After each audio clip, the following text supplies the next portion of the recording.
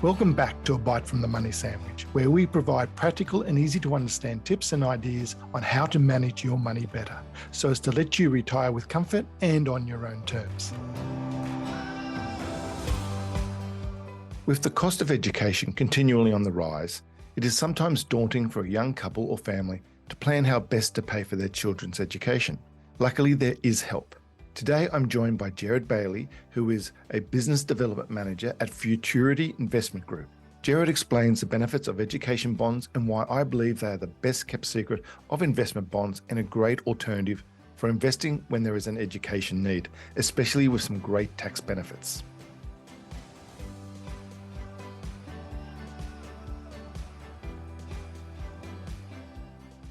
Well, welcome, Gerard, to the show.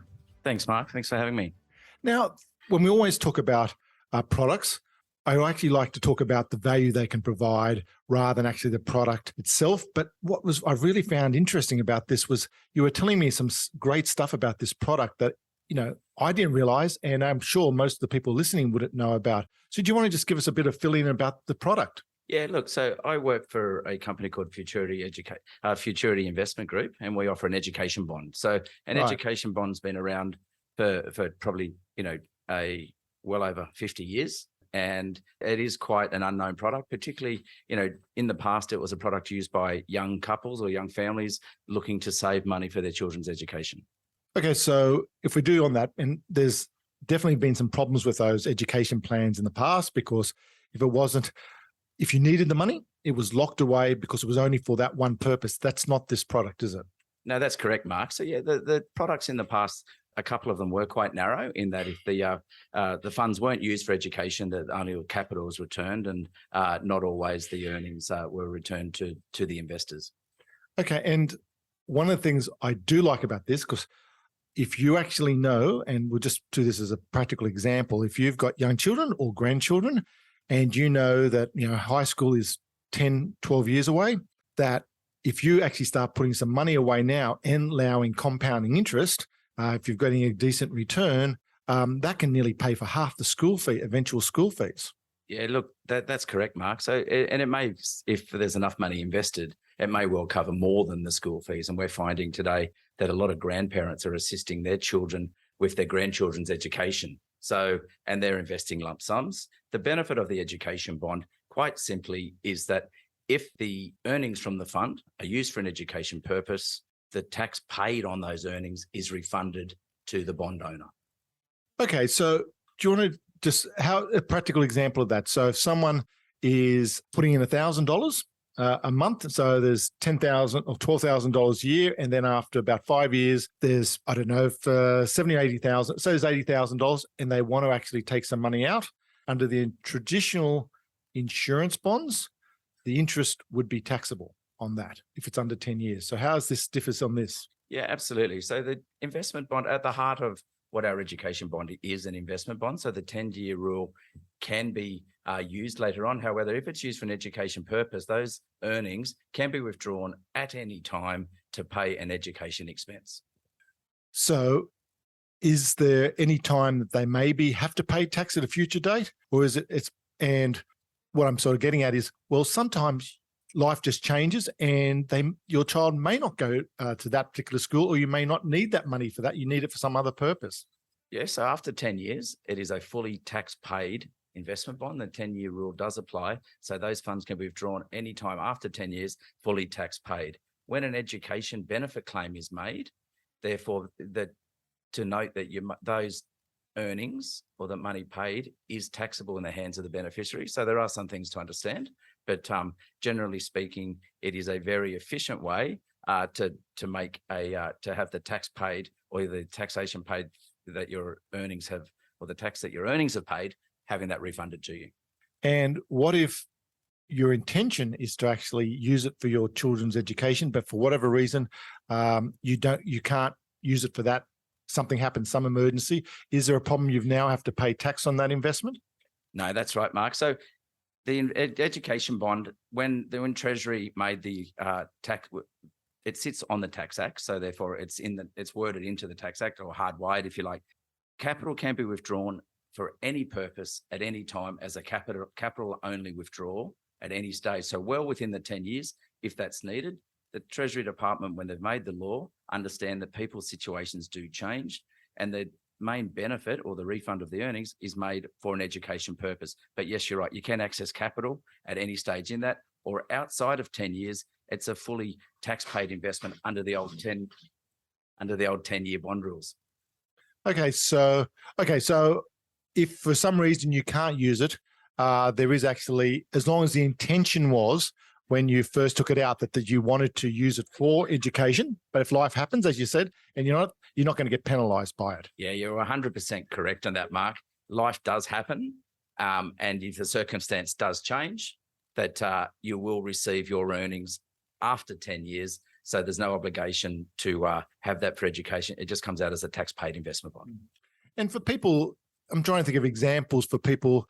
For example, they might have their money in their superannuation, and they made contributions and they've received an inheritance or something like that. And you are limited how much you can put into super, because for most people, having that tax-free haven of superannuation once you're retired is so important, but you are limited. So insurance bonds, instead of just leaving your money in a bank, seems to be a great alternative.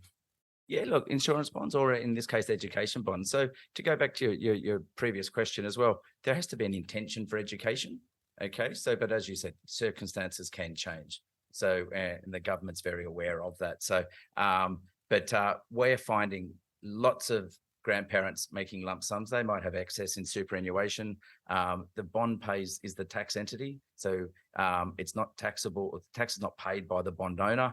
So if they're putting money aside for their grandchildren and they don't want to create additional taxable income for themselves, they might find an education bond a useful alternative, particularly if they've exceeded their superannuation caps, or if they're too old to put money into superannuation. Yeah, that's right, because there's a working test after a certain period of time that you got to do to make contributions. I imagine, because I did read somewhere, it's quite amazing that, sometimes private school fees, up to like 60% of the fees are paid for by grandparents, not the parents. Yeah, that's a significant number. It's very close to the number that I've seen as well. The number that we're talking about, it is significant, well over 50%. And that the data I had, that it's paid from an entity not in the parent's name. So that might be grandparents, it might be a family trust, it might be separated parents. But the data that we have is quite clear that more than half of private school fees are being paid from an entity that's not in the child's name. And what happens, for example, if it is the grandparents have put this bond together for their grandchild for education, but then they pass away? These bonds do have really good estate planning advantages, if I remember rightly. Absolutely. So intergenerational wealth transfers without tax implications, access to capital at any time for any purpose. The bond proceeds are distributed to their chosen nominees on a tax-free basis. And the bond can continue after the death of the bond owner with some significant tax advantages, whereby once the money becomes testimonial, that there's an even greater taxation advantage for the education benefit claim. Yeah, excellent. So it seems to be one of these well-kept secrets, because I didn't know about this. I'm sure very few people listening would have known about this. But as you said, they've been around a long time. How does someone find out about them? Well, look, you can look at the Futurity Investment, futurityinvest.com website. There's information there. We're not the only provider of an educator. There's another provider in the market. You can speak to your advisor if you've got one, or as I said, give us a call on the number from the website. And from a lot of schools now, whether that be providing information for education bonds, that it is I wouldn't say it's a well-kept secret, but I certainly would say there is not a lot of awareness out there in the community. As you mentioned right at the start, some of the bonds earlier were quite narrow in their offerings, and so people may have look for other alternatives. Superannuation's always been a great option, but now with the increase in wealth of the baby boomer generation coming through, and they do have significant excess capital, that they are trying a lot more to provide assistance to their children and their grandchildren with that education cost. And I'm just even thinking of an example now of someone who's downsizing, moving out of a capital, one of the major cities, and may have some money left over after that. And yes, you can only put so much into your superannuation, even though there is also the downsizer rules, if you should look that up. But if you've got some spare cash, you don't want to sit it in a bank account earning virtually very low interest rates. This would be a really good opportunity or really good alternative to superannuation. Yeah, absolutely. And as I mentioned to you earlier, whereby elderly or retired people inheriting money from siblings, and it's quite, these days in Sydney or Melbourne, where a lot of houses, it's not uncommon to get for a 70-year-old to inherit $1 million from a sibling that's passed away without children. Where does that money get invested? Here's just an alternative. Number one, it's testamentary money. Number two, they're not giving it away to grandchildren or investing it in a taxable environment. They have the opportunity, should they need to, withdraw capital for other purpose that they didn't, foresee at the time of making the investment. If that money's put into the general investment market, should they need to withdraw funds in 5-10 years' time, they would face the normal CGT and other taxation implications that may come. So, and there's a whole bunch of different strategies that are used, but we're certainly seeing an increase in, number one, the awareness of the education bond, and certainly when clients are looking, particularly, it's not just seen as a savings plan for education. Yeah, and you're saying about case studies. I imagine there's case studies on the website and all that, so people can see if this applies to them. An example. Yeah, absolutely. If you jump onto the website at futurityinvest.com, you will see some different examples, the PDS, and there's a whole range of different information available on there. Okay, so and I think it really is important to emphasize, it's not money locked away for 10 years. If you need that money in 1 year's time, 2 years' time, yes, it might take 5 days because you've got to apply and it takes it to put the money into your bank account, but it is accessible. Yeah, absolutely. So as we mentioned before, access to capital at any time for any purpose with some great tax-paid investing with special 30% education tax benefit when it's used for education. Brilliant. Thanks, Gerard. So just in summary, yes, if you're retiring, superannuation is still going to be your best investment, but there is limitations how much you can put that. You may want to keep access to it. So, for children or grandchildren for schooling, this just seems a great alternative with great tax benefits than just putting your money sitting in a bank. Yeah, look, absolutely. So once again, be aware that, the education tax benefit is taxable in the hand of the beneficiary. So if they're a minor, when the money is not testamentary money, there may be some consideration, or there are considerations that you need to be aware of, but the information's available in that regard. But generally, it's a great alternative for investing when there is, an education need from either, and it's not just for grandchildren's education. Their children might go and do a master's. The retired clients might be doing further education. People are enrolling for courses at any age these days. Okay. You've just raised a really good point, because in my mind, I was still thinking kids going through high school, but absolutely education at any age. So excellent. Thank you for that. And I actually think we've covered a lot on this territory. We'll have the links to all the information on the website, which I think if anyone is interested should just go on the website, look at some of the case studies, get the information. This is definitely not advice. We're not recommending any products. I just saw this as a need that for the first time, I didn't realize some of these education tax benefits that are there. And I just thought people should know about it. So one thing I do ask all our guests is, the best piece of advice they've ever heard, because just, it's something you've heard in your past for work or life that you may want to share with the listeners. Well, it's not really, applicable to an investment strategy or so forth, Mark, but when I was 18, my dad took me to buy a beer for me for my first time. And he said, Gerard, always buy the first beer. Oh, yeah. Okay. I could see how that would work. That's a great piece of advice, actually. I think that's a great piece of Australian advice as well, too, Gerard.